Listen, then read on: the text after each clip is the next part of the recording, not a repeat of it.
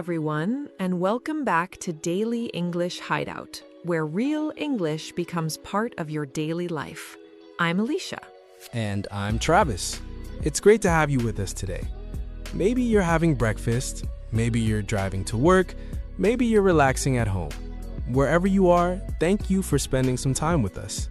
Today's episode started because Travis sent me a very strange message yesterday. I already know where this is going. Good, because our listeners need to hear this story. Do they really? Absolutely. Okay, go ahead. Yesterday afternoon, I got a message from Travis. The message said, "I think I'm lost." A very serious message. Then, 10 minutes later, another message arrived. Yes. It said, "I'm definitely lost." At that point, I was completely sure. What happened? Well, I wanted to visit a new bakery. A friend told me they had amazing bread. Sounds simple so far. That's what I thought. Everything was going perfectly. I had the address, I had my phone, I had plenty of time. And then? Then, my phone battery died. Oh no. Exactly. No map, no GPS, no directions, nothing. That's never a good sign. Not when you already have a terrible sense of direction. I was waiting for you to admit that. I walked for 10 minutes, then 20 minutes, then 30 minutes, and that's when I realized something. What? I had absolutely no idea where I was. No way. Yes, and that's how today's topic was born. Because today we're talking about asking for directions in English. A topic I clearly need. And maybe some of our listeners need it too. I think so, because getting lost happens to everyone. Before we continue, if you're enjoying Daily English Hideout, don't forget to subscribe. And give this episode a like. It helps more English learners find us. Okay, let's help everyone avoid Travis's situation. Please, let's do that. So, Travis, when you realized you were lost, what did you do first? Honestly, I walked faster. That's not a solution. I know that now. For some reason, I thought walking faster would help. Did it help? Not at all. I just got lost more quickly. That's impressive. Thank you. I try my best. Eventually, you asked someone for help, right? Yes. I finally stopped a woman on the street. Good choice. And what did you say? I said, "Excuse me, how do I get to Dawsonville Street Bakery?" Excellent. That's one of the most useful questions in English. How do I get to? Very simple, very useful. Let's practice together. How do I get to the train station? Excellent. Now try, how do I get to the museum? Very good. You can use this question almost anywhere. Bank, hospital, restaurant, bus station, coffee shop. Exactly. Now here's the funny part of Travis's story. Uh-oh. The woman gave you directions, right? She did. And then? I understood about 20%. Only 20%? Maybe 15. What happened?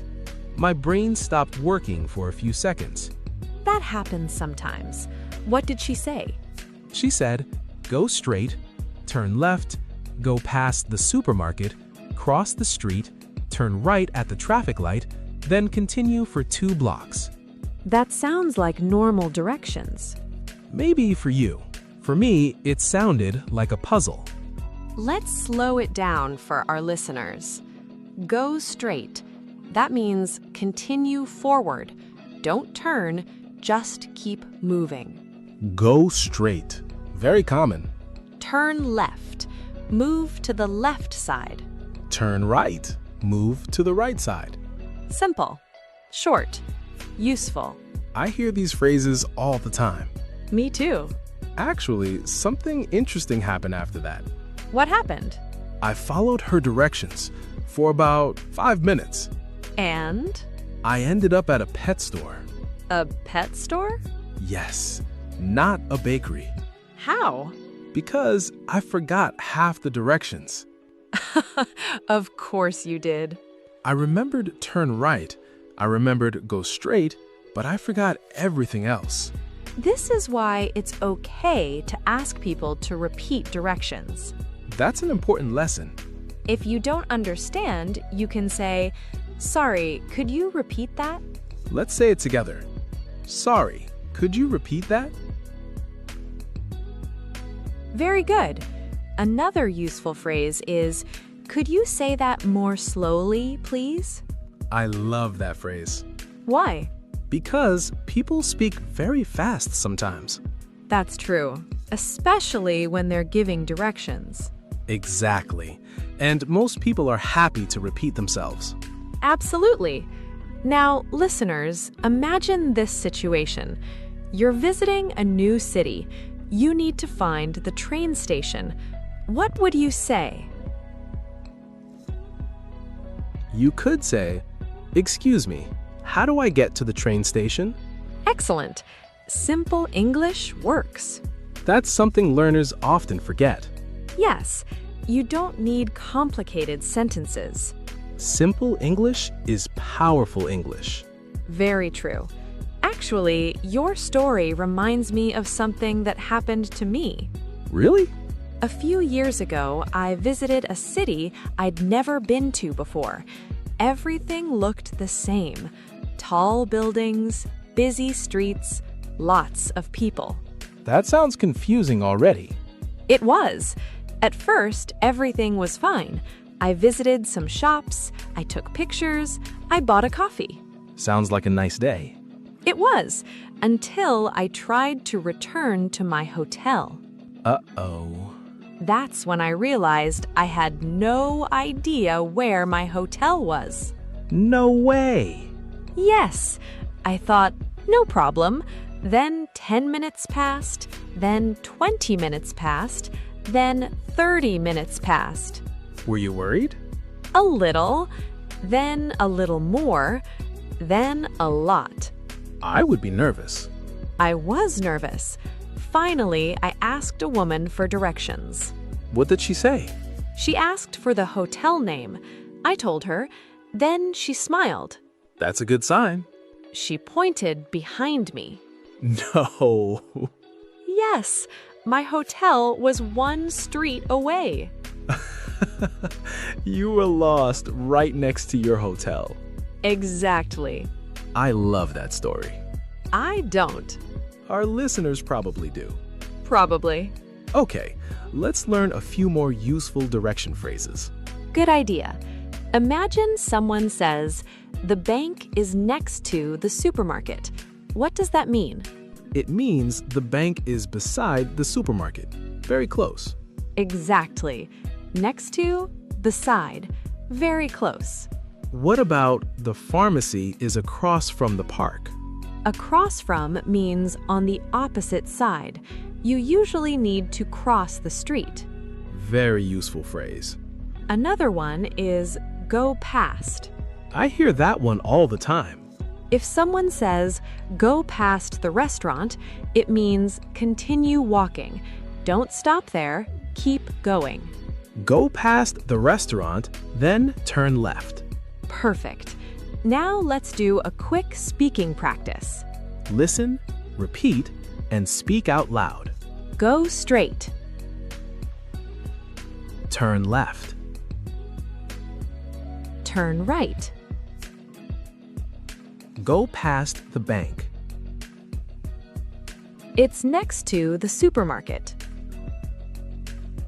It's across from the park. Excellent. Keep speaking. That's how confidence grows. Speaking of confidence, can I tell another story? I have a feeling this won't end well. You're right. Let's hear it. I once asked someone which bus to take. Okay. The person said, take bus 12. Simple. I heard, take bus 20. Oh no. Yes, I got on the wrong bus. How long before you realized? About 40 minutes. 40 minutes? 40 very long minutes. That's painful. Very painful. But I learned something important. What's that?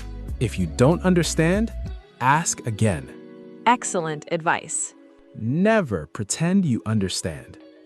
Exactly. Now let's do a role play. Great. You are a tourist. I'm a local person. Ready? Ready. Excuse me, can you help me? Certainly. What are you looking for? I'm trying to find the train station. No problem. Go straight for 2 blocks. Turn left at the traffic light. The train station is next to the bank. Thank you very much. You're welcome. Have a great day. That sounds very natural. Because it is. People have conversations like this every day. Let's try another one. Okay?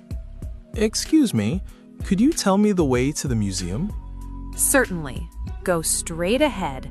Go past the library. The museum is across from the park. Is it far from here?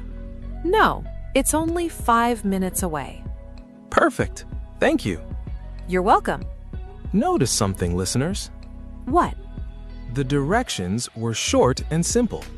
Exactly. Simple English works. Now it's your turn. Imagine you're asking for a coffee shop. What would you say? Great.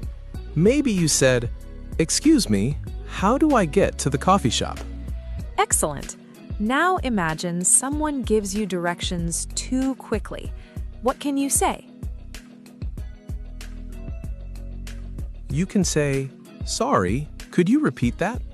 Or, could you say that more slowly, please? Fantastic. Those phrases can save you a lot of trouble. And maybe save you from ending up at a pet store. Please don't remind me. I think our listeners will remember that story. Unfortunately, I will too. Before we finish, let's review today's most useful phrases. How do I get to? Go straight. Turn left. Turn right. Go past. Next to. Across from. Sorry, could you repeat that?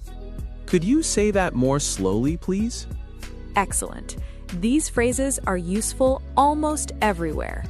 And they're much easier than walking around a city for 30 minutes. Speaking of that bakery, did you ever find it? I did. Finally! Was the bread worth it? Honestly, yes, absolutely. So after all that trouble, you got your bread. I got my bread and a great story. And today's podcast episode.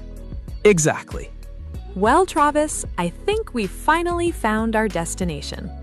The end of the episode? The end of the episode. Good, because if we keep talking about directions, I might get lost again. Please don't. No promises. Remember, you don't need perfect English. You just need to keep speaking. A little practice every day creates big progress over time. Thank you for spending time with us today. And now we have a question for you. Have you ever gotten lost in a city? What happened? Tell us your story in the comments. We love reading your experiences. And if you enjoyed today's episode, don't forget to subscribe to Daily English Hideout. And share this episode with a friend who is learning English.